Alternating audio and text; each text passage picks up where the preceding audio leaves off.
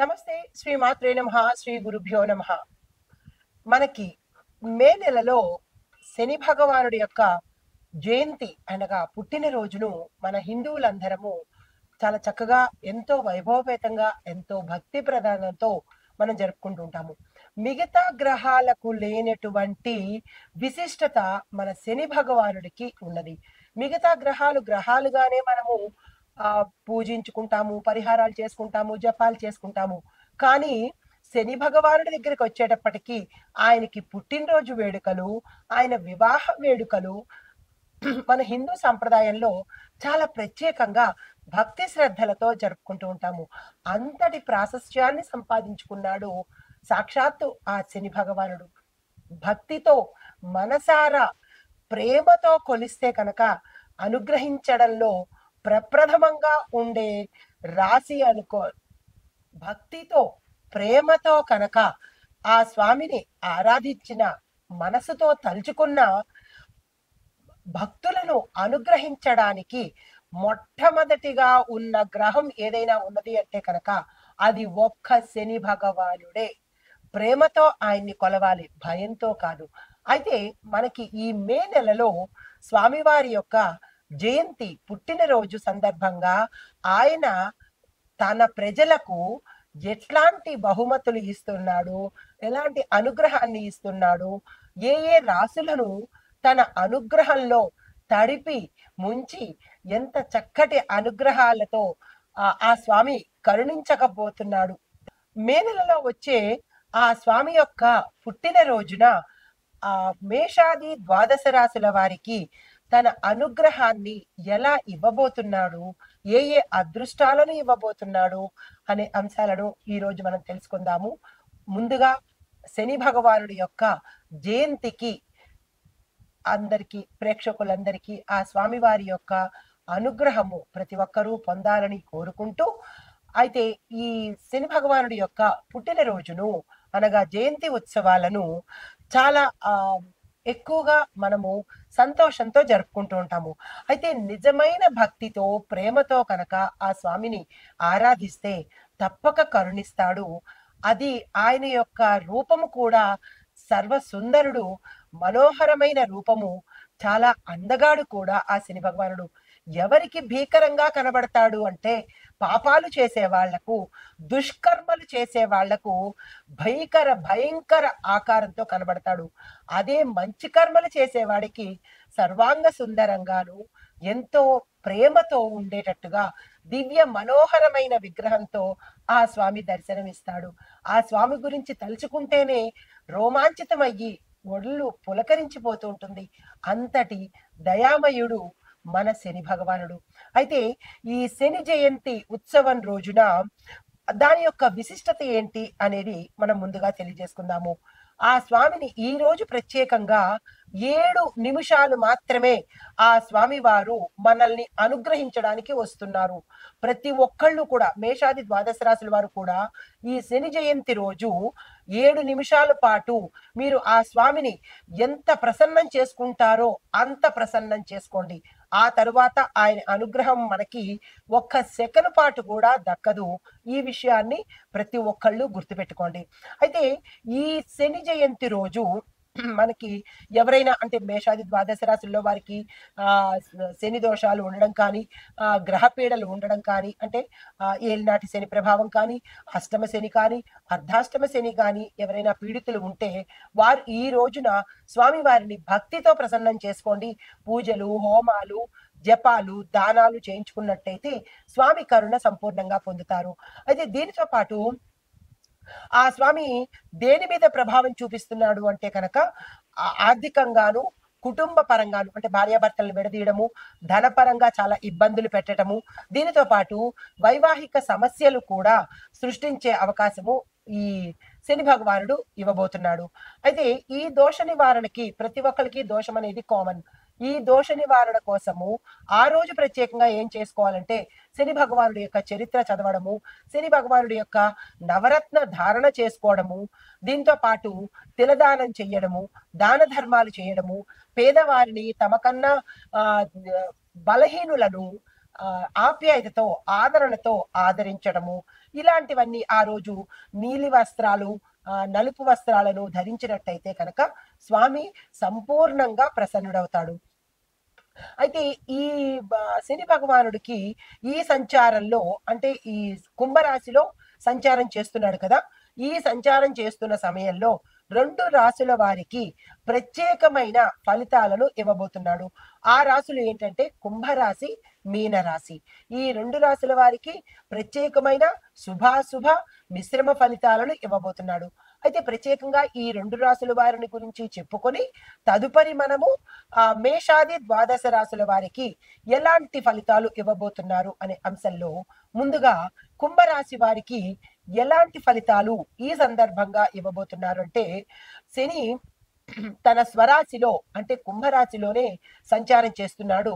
దానికి బలమైన స్థానంలో శని ఉన్నాడు కాబట్టి ఫలితాలు ఎలా ఉంటున్నాయంటే, కుంభరాశి వారిని శని యొక్క అతి ప్రభావితం చేస్తూ ఉంటాడు. దీని పరంగా వాళ్ళకి 5 సంవత్సరాల పాటు మానసిక ఒత్తిడి ఉంటుంది, ఆరోగ్య సమస్యలు ఉంటాయి, ఆర్థిక ఒడిదుడుకులు కూడా ఎక్కువగా ఉంటూ ఉంటాయి. అయితే ఉద్యోగంలో కొంతమందికి ప్రమోషన్స్ రావడము, వేతనంలో వృద్ధి అవ్వడము, అంటే మనకి ప్యాకేజ్ పెరగడము, జీతాలు పెరగడము, కొత్త స్థిరమైన ఉద్యోగ అవకాశాలు కూడా శని భగవానుడు ఈ సమయంలో ఇవ్వబోతున్నాడు. అయితే కుటుంబ సంబంధాలు కొంతమందికి మెరుగయ్యే రీతిగాను, కొంతమందికి హీన స్థితిలోకి వెళ్ళే అవకాశాలు కూడా ఇస్తున్నారు. అది వారి వారి యొక్క జన్మ లగ్నంలో కర్మస్థానంలో ఉన్న ప్రభావాన్ని బట్టి, అంటే 10వ స్థానము 7వ స్థానములో ఉన్న ప్రభావాలను బట్టి వీరి యొక్క అనుభవాన్ని తప్పనిసరిగా పొందేలాగా చేస్తాడు. దీంతో పాటుగా తల్లి ఆరోగ్యం మీద ఎక్కువగా శ్రద్ధ పెట్టాల్సిన అవసరం ఏర్పడుతుంది. శని జయంతి రోజున అయితే ఈ శని జయంతి రోజున శని భగవానుడికి తిలాభిషేకం చెయ్యడము, తిలలు అంటే నల్ల నువ్వులతో అభిషేకం చెయ్యడము, నల్ల నువ్వులతో దీపం పెట్టడము, నల్ల వస్త్రాలను దానంగా ఇచ్చినట్టయితే కనుక కొంత సానుకూలమైన ప్రభావాలు ఈ కుంభరాశి వారు పొందుతారు. అయితే తదుపరి మీనరాశి, అంటే ఈ 2 రాశుల మీద ఎలాంటి ప్రభావం చూపిస్తున్నారు అనే అంశంలో ముందుగా కుంభరాశి అయ్యింది.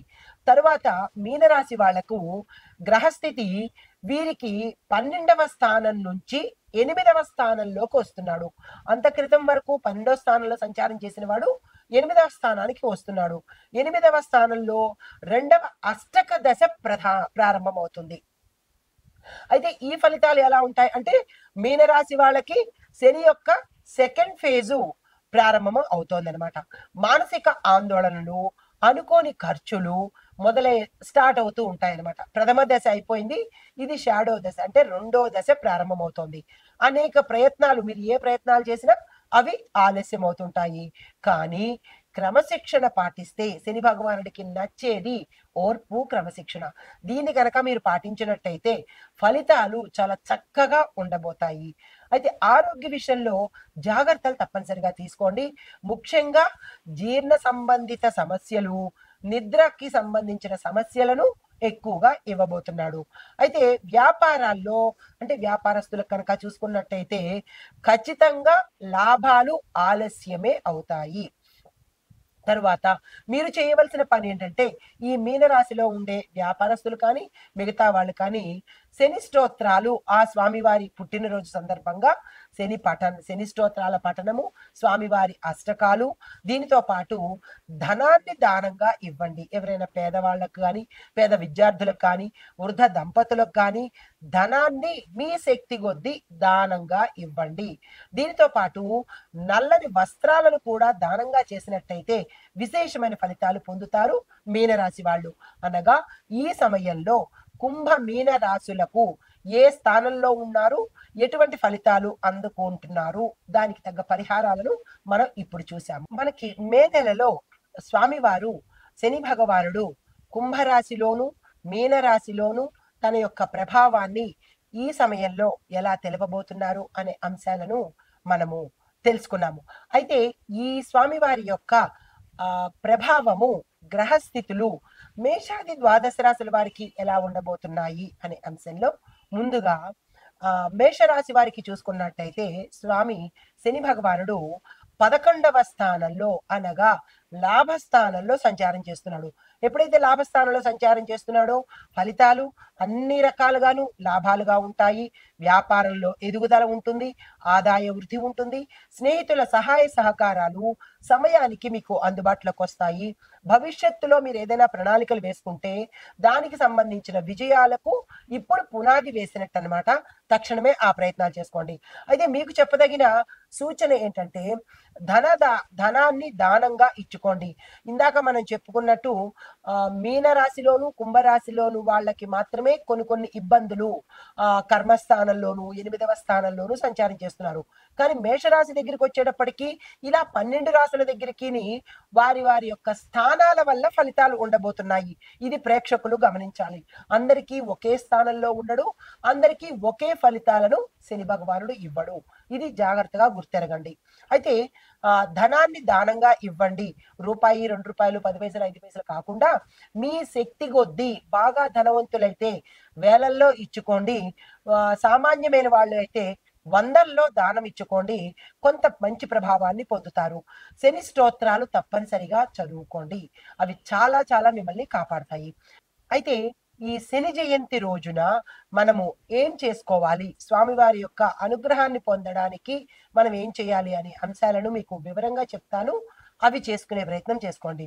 మొదటిదిగా శనిదేవుడి యొక్క ఆలయంలో తిలాభిషేకం తప్పనిసరిగా ప్రతి రాశి వాళ్ళు, ప్రతి రంగం వాళ్ళు, స్త్రీలు పురుషులు చేసుకోవాలి.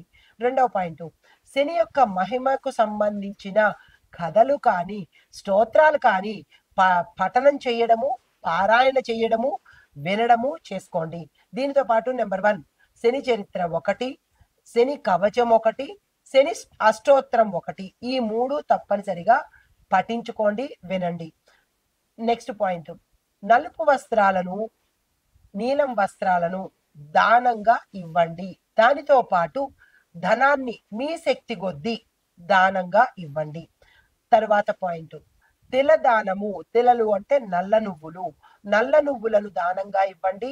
నల్ల శనగలు, ఇనప వస్తువులు, నలుపు నీలిరంగు వస్త్రాలను దానంగా ఇవ్వండి. అంటే ఈ సమయంలో ఎక్కువగా దానాలు ఇచ్చుకునే ప్రయత్నం చేసుకోండి. తర్వాత పేదలకు అన్నదానము, సేవ, ఈ 2 తప్పనిసరిగా చేసుకోండి. ఎంత సేవ చేసుకుంటే మీరు ఏ సేవైనా చేసుకోవచ్చు. ధనం ఇచ్చే సేవ, అన్నం పెట్టే సేవ, వస్త్రాలు ఇచ్చే సేవ, లేదు అంటే వారితో మాట సాయము, వారి దగ్గర కూర్చుని వారితో వారి యొక్క సమస్యలు వినడము, మీకు తోచిన సహాయము చెయ్యడము, ఇలాగా పేదవారితో కలిసి ఆ రోజు సేవా కార్యక్రమాలు చేసినట్టయితే కనుక ఈ పరిహారాలు అంటే ఈ చెప్పిన పరిహారాలు అనుకోవచ్చు, సూచనలు అనుకోవచ్చు, చేసినట్టయితే కనుక శని భగవానుడు విశేషంగా సంతోషపడతాడు. ఆయన యొక్క అనుగ్రహాన్ని ప్రతి ఒక్కళ్ళ మీద, అంటే కర్మను తగ్గించి బాధను తగ్గించి అనుభవింపజేస్తాడు. కానీ అంటే దాని యొక్క అనుభవించే శాతం కూడా తగ్గించేటట్టుగా చేస్తాడు. ఈ సమయంలో ప్రతి ఒక్కళ్ళు శని భగవానుడి యొక్క అనుగ్రహానికి పాత్రులు కావాలి అని కోరుకుంటూ శని జయంతి శుభాకాంక్షలతో నమస్తే.